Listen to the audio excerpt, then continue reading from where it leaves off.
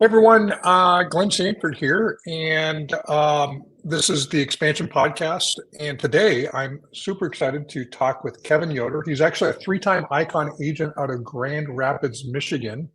Hey, welcome, Kevin. Thank you, Glenn. Absolutely pleasure to be here. Happy and grateful to have this conversation with you today. So you're in Michigan. We just chatted. It's unseasonably warm. You're not showing property in the snow this year, which would be typical. How are things going? Things are going great. I had the best, if you're talking business wise, just came off my 21 years in the business, my highest producing single personal production year in 21 years of real estate. And that was after 2022 of having that same experience. So on the home front, all things are going extremely well.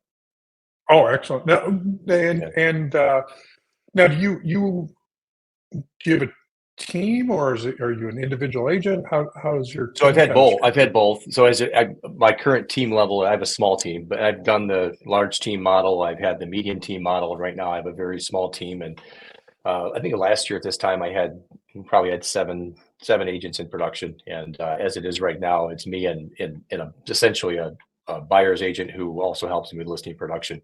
And I'm picked up 75% of last year's production personally, with basically doing the production that those agents were doing all on my own and having a lot of fun with it. Okay. Too. Yeah. Oh, awesome. So, how many sides have you done so far this year personally? So personal production this year, we're at for my own transactions around 50 units, 73 for the total team. Okay, awesome. And 50 units, obviously, you probably have figured out how to really organize your business in a way to support that. I mean, 50, that means you have in escrow at any given time, what, 5, 6 deals? That's about right. Yeah, 4 to 6 on average. Okay. But you do have an assistant, right? Or an admin? I have 2 admins. I have an executive assistant in the office with me, and then I have a virtual C2C. Used to have someone that we had in-house, but we went outsourced with that during COVID and never switched back the model, and it works just great. And it helps with helps with seasonality in Michigan as well. Oh, I'm sure. So now, what you've been in the business 21 years, which I think is about the same number of years I've been in the business as well. I started in 2002. Does that sound about right? 2002, right on the money. Yeah. Okay, awesome. Yeah. So you've obviously kind of seen the industry change quite a bit. In 2002, I suspect that you were like most of us. You were, if you were on the internet, you had dial-up at home, and you got to listen to your modem sort of make strange noises to connect and all that good stuff. And now it's a totally different world. Yeah, I was actually when I joined that year, the brokerage I was with actually came out with agent websites for the first time. It's hard to believe, but that was a big deal to actually have a forward-facing public agent website. I was pretty proud of that. Bought my own domain and everything in 2002. Oh, and you probably still use that same domain name? Is that, or do you have a different domain name now? I have a different one. I did ignorantly. I'm funny you asked me that. I chose the .net version of my name, and come to find out that's just not the smartest thing to do. So there's a senator out of Iowa that has, with my namesake, that stole my domain way before I got into real estate. So I've never been able to nab that one, but we're good. YoderRealEstate.com. That's where we hang out now. Okay, excellent. So now, how do you lead gen? What's your business look like? Obviously, one of the things we're, kind of looking for is any advice you can give to the sort of the next generation of realtor or real estate professional. What is it that has helped you be successful over the last 21 years in the industry? Yeah, that's really great, Glenn. let me summarize this. When I first got into real estate, I didn't do things the way I do them now. So 2002 to 2010, I had an up and down roller coaster ride of a business, just trying to figure it out. I wasn't very focused. I didn't have a lot of guidance, and I wasn't seeking. And so 2010, I had a moment. I think most of us have moments where we wake up and make a decision. And mine was based on the financial impact that I had on my family during Christmas time, or about 13 years ago today, and had two little daughters and a son on the way, and things did not look good that Christmas. And that was my moment. So I woke up, decided to take a bunch of training, hired my first assistant, and got a dialer and went crazy on that. So up until then, I hadn't lead generated. It was definitely the cave that I had feared to enter, and I knew it, and I was avoiding it for a very long time. So I just grabbed some basic tools, Glenn. I pinned a simple expired script. Now remember 2010, 11, we were in the middle of a free fall, and real estate lasted that way for a couple more years in West Michigan. And I was just going crazy on the expired listing game. So I took far more listings in the expired category than any agent in my marketplace during those years. And I forged my business that way. It went from like this up like that, good to great, 6 Right. million to 12 million to 18 million to 25 million to 30 million and so on. All through that. That was my primary way to excel my business. And then I grabbed onto some radio advertising, which we still do today. But then I flipped that focus over to for sale by owners. Now that the market has shifted and there's not a lot of expireds out there, they're coming back. But I'm doing the same exact thing with for sale by owners. And I never called a FSBO in my life until the end of 2021. But I have 30 units sold this year by virtue of FSBOs alone. So my number one lead source for 2023. So you asked me a question, what advice would I give to the agents? They say, there's a saying is get back to the basics right now. Get back to the basics. Fortunately for me, I've never left the basics. I never got away from them.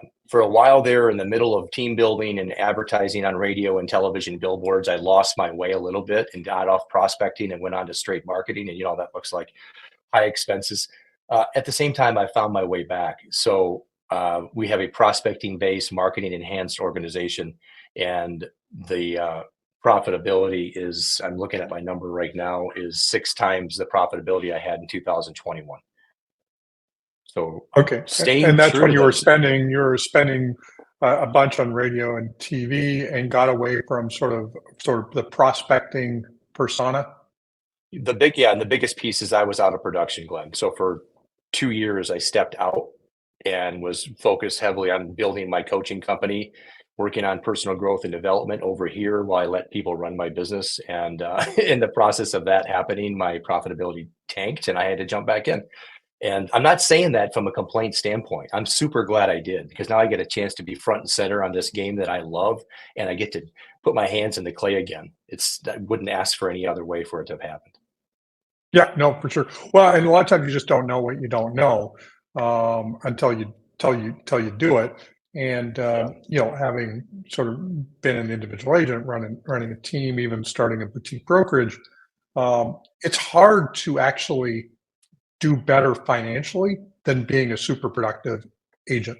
Like it's it's like the one place that if there's the shiny objects, which is go start a team or go own a brokerage. And obviously, I did that, but it's worked out because of the way we set it up.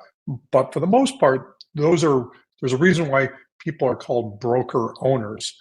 It's because they tend to be broker as an owner than they do being in production. So Right. now you've Right. owned No, your own no real estate coincidence. too, right? I had for 3 years. I was with KW for 14 years, and then I branched out in 17.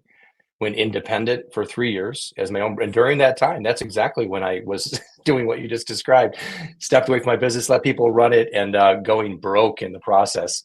And then joined EXP in 2020 and started to get back into production and to right the ship.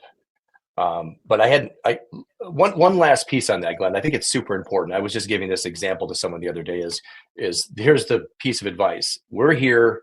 The business is here. This is a seller or a buyer. But let's just take sellers, for example. Most agents want to do that. Remember that Family Circus cartoon where the little boy would walk around Little Billy and just kind of do the meandering around, and eventually he'd go Right. home? I prefer just to go here to here. In other words, I prefer to take the hard skill set, the hardest skill set in calling people that are going to hang up on me or not want to talk with me, and increase that skill set, but go directly to those that have signs in their yards and ask the hard questions. Then I want, because everyone wakes up every day going, where's my seller at? And I already know where they're at. I just want to call them and influence them to work with me because I have the right questions to ask, and I can transfer energy to them so that they say yes to me more often than not. Awesome. That would be my advice. So what was it that got your attention about EXP? I mean, obviously, it sounds like you were there were probably death by 1,000 cuts running your own brokerage, but what was it that kind of attracted you? Well, it didn't hurt that I had friends in the industry from being on the radio. We all banded together with this other organization and we're promoting ourselves in that way. So I have a lot of friends around the industry and in different mastermind events, and most of them were switching to EXP. So right around 2017, when I went independent, is when I started to catch wind, and it was one friend after another saying, "Hey, Yoder, you got to check this out." And I had just branded my car with, wrapped it with my brand, and my sign was up in the front of the, all this stuff. And I'm like, I don't want to deal. So it was just because I just made the move and just disenfranchised, if you will. I just didn't want to deal with it. You make a decision, you go through a year and a half of getting the broker's test. So after a while, after that kind of chipping away at me and got a chip, and then pandemic came and I had a conversation with somebody. I had a little more time to slow down. And it was very much like, hey, have you ever looked at this through the lens of a business owner, like as not just selling homes, but as a business owner? He kind of caught me off guard because he asked me a question: do you consider yourself a business owner? And I said, well, yeah. He said, well, have you looked at it that way? And I said, huh. Share with me what you have. So it kind of opened my mind, because there's a little ego in there. Like, you're challenging my whether I believe I'm a business person or not. I'm like, of course I am. Then he said, well, then maybe you should look at it that way. And it was super helpful. So I did. And then I moved my entire team over, lost a few in the process, but ultimately it was the best move I made. Awesome. Now what you mentioned for sale by owners, you mentioned expireds, you mentioned obviously radio, TV. I suspect Rate was the organization you were involved with. Right. Yeah. But now, what do you is it? And you mentioned primarily prospecting focused. Is that? Do you have an inbound strategy as well, or is it almost all outbound now? Number 2 is SOI. Number 3 is radio station, country radio here in Grand Rapids. Tried and true, 10 years running, constantly producing. It's a miniature business in and of itself. Right voice, right message, call to action. That is an inbound strategy. It's a call to action every single time for 10 years. Guaranteed sale, cancel if you don't want to work with me anymore. And of course, the customer story that we've been successful with. Past clients is number 4. SOI for me is 5. And Google organic is 6. So there's my strategy. I do not buy leads. I'm not a Zillow guy, Glenn. I was paying a lot of money for leads. I stripped all that away. And my largest expense on the marketing side by far is radio. And I've also reduced that. I used to run 3 stations. I'm down to 1. So I'm watching that closely because the market shifted, and so does the strategy. Okay. Awesome. Now, because of the radio, I suspect that a lot of people do, when you do call, you do reach out, they recognize your name. You're not a foreign concept in their mind. So that probably is a really good sort of brand reinforcer. 100%. That was an interesting thing for me to observe, by the way. I didn't realize that would happen, but getting into FSBOs about 2 years ago was when I started calling them. They're like, oh yeah, hey Kev. I'm like, oh, okay.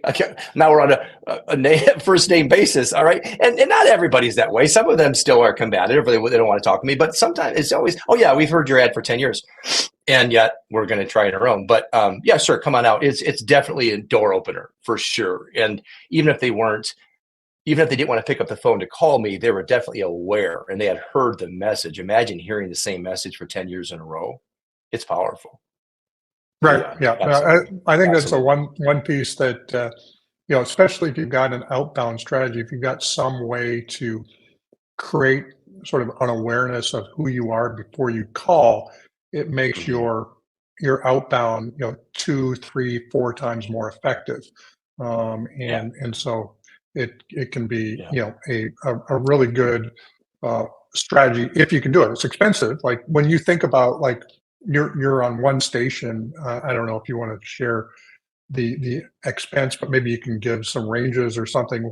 Yeah. What does one invest in production and then airtime and all Yeah. that type of stuff? Right. I'm happy to, yeah, I'll share that because I would tell people if they want to get into radio, call me because I'll tell you exactly how to spend um, $500,000 and have it flushed down the toilet because this is not easy. I've done every station in Grand Rapids. I've done talk radio 1300. I've done rock. I've done the Free Beer and Hot Wings, the Funny Guys. I've done light. I've done all of these stations. I probably have 800,000 if I were to go back and calculate it. Not zero ROI, Glenn. This particular one happens to be the winner, and I'm just thinking about the reason. So we have a solid homegrown station. B93 has the largest antenna in the country, so it reaches. So if this is Michigan, it reaches way up here. So we have a lot of geography, pulls us out of our natural comfort zone of Grand Rapids. And I'll go before I would poo-poo the business. Heck no, I'll get my car and drive, and my agents will do the same. So the budget on that is, I don't know. I think we're running about the next year we'll be at $4,000 a month. It's not a lot. I know agents that spend 30, 40, 50 grand a month on radio in big metropolitan areas. They're running billboards and radio campaigns. And in Grand Rapids, we've got about 1 million people here. It's not necessary. And on one station, I can get the job done with about 3 or 4 grand. But again, that's 50 grand a year.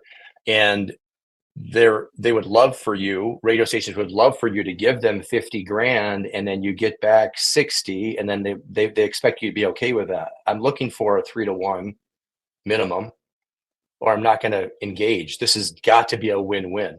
If I give you $50,000, don't give me 50 grand back. I played that game for 3 years when I was over that other operation. So I'm looking for a 3-to-1. This last year, radio was 4-to-1 for us, which is a huge win. Okay. Huge win. We So track it so closely. 20 and then what would you say the it's probably more than that then because that doesn't take into account the net effectiveness of your outbound phone calls. Sure, 100%. And the other thing that dawned on me, and I don't know, maybe I'm a slow learner, Glenn, but I realized as well that there's a couple properties that we pick up every year purchase wise to flip or wholesale or whatever. And those have all come from radio. Like in other words, hey, we want you to buy our home. And I said, okay, great. I'm happy to look at it that way, or I can help you list it, whatever. How did you hear about I don't want to say how did you hear about me? How did we come together? How did we connect? And they say, well, yeah, my friend has heard you on the radio. Okay, I know exactly where that came from. I label it and source it at that, but I haven't tagged that to the return on investment for that station or for this particular campaign. And I probably should, because if a flip nets me 50 grand or 30 grand or whatever that is, that increases that ROI. I haven't added that back into it because it's a different entity that I end up buying it under. So I didn't think about it that way until recently. So Oh, it's a awesome. lot Well, stronger. Does that make sense? yeah, but of course, kind of refining the message and all of that, and kind of getting all that dialed in. I mean, that took multiple years. It took multiple iterations. Took multiple no phone calls, no awareness type responses to finally get it sort of dialed in. Yeah, you got to have some bandwidth. You have to have some deep pockets to get it going. Fortunately, I had called expireds for at least a year and built up a good stockpile of cash before I started radio. I didn't do it on a whim. I was ready, jumped in, and 6 months went by. So I don't know if you're sitting on 30, 40 grand that you don't mind burning. And then I did that and it started to work, but it took 6 months. And then the other station, 6 months in, I got nothing. So that's gone. And then 6 months in for the other station, because you have to give it enough time. You see, you can't do it for a month. You can't do it for Right. 2 months, right? It's like a geographic campaign or farming. You got to do that for a year. So you have to be willing to have $36,000 to $40,000 for these campaigns, and that's not feasible for everybody. And then also they might have the message wrong. They might have the wrong on-air talent. It's like a four-pronged deal. All these things have to be in place, and or else you're just going to waste your money on it. Awesome. So now you manage all of this stuff in something, some CRM, or I suspect. What are you using CRM wise? How is that sort of managed? Is it are you personally managing it? Is your assistant managing it? Is it a It's a team-based approach? combination. Yeah, it's a team-based approach. We use for our core business, we use FirePoint because that's where we started from before we ended up at EXP. For lead gen, we actually use KV Core and do some hodgepodge together to get that integrated.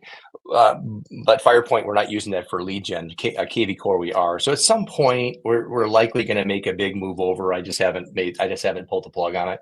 But we have a team platform within FirePoint. What I love about it is it allows us to communicate within the platform on transactions. I can at Glenn and send you a message and total back and forth. And I really appreciate that. It keeps us out of email inbox and it keeps the conversation within the file. That is brilliant. And that's really the reason why I haven't switched.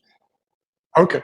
Well, and I haven't looked at FirePoint for a while, but I know when I first heard them, which was 10 plus years ago, I think Gabe Cordova, who I believe is now right. with EXP, but Right. it was really a cutting edge platform. How is it still pretty cutting edge, or is it kind of got a little bit of cobwebs on it? That's a really great question. So when they went through their growing pains, like every company does, but when someone took that company over, what dawned on me that he was absolutely surprised that they didn't start with an app. It just was like, how can you build this thing out without a native app? It still does not have a native app. So when I am pulling it up on my phone, it's not an app. It's just a website, and it's clunky because you can't find it's difficult to use. So that's my beef with it. So that's cobwebs, right? They should have an app to make it easier to use. So I would say that's the one thing that I have a gripe about.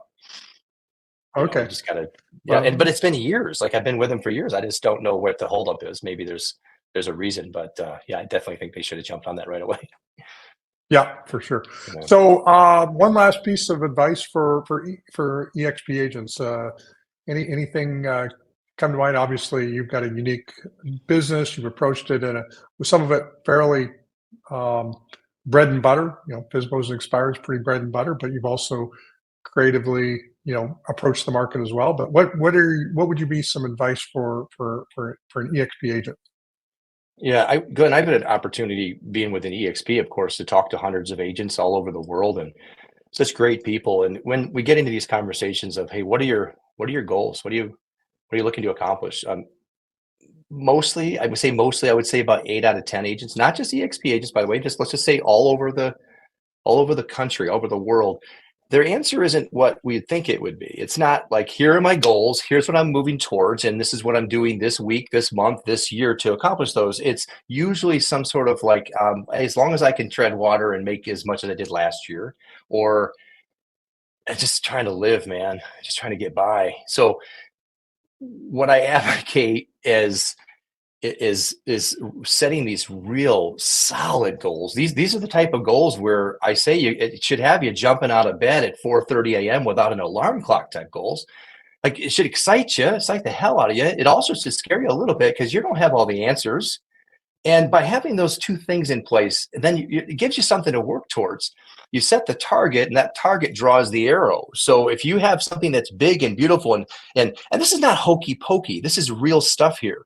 Most agents say they can sell 30 units last year. I'll do it again. That's not exciting. That's why New Year's resolutions don't work, because that's not big enough. You're not going to change your behavior to do what you did last year. So my point is, if you can blow that up big enough that you know damn well that if in order to get that goal, you need to improve you holistically, top to bottom. That's enough to get behind something and fire you up every day, to wake up early, work on yourself, bring your best self to your business and your clients. And look out. There's nothing you can't accomplish if you can set a goal that big. So that'd be my strong recommendation, is to start setting these goals bigger so that you have a reason to get up and get after it every day, and just make it something that is important to you. Business and personal, both, has to be one in each category. Well, awesome. That's all. Well, Kevin, this has been a lot of fun. So thank you so much for jumping on here. And you can also, Absolutely. where would be the best place for people to find you? I think at Yoder Real Estate. So I mean, I have a couple of YouTube channels. Depends on what they're craving, but on the real estate side, my YouTube channel is West Michigan Living. So at West Michigan Living on YouTube. If they're inclined to learn about the personal growth side, which, as you can tell, I get all fired up there, because that's really where my passion lies, is at Yoder Results, at Yoder Results. Awesome. Well, good stuff. Thanks everyone for listening in. Kevin, thank you for jumping on. And with that, we'll sign off on this podcast. Thanks everyone. Thanks, Glenn. Appreciate you.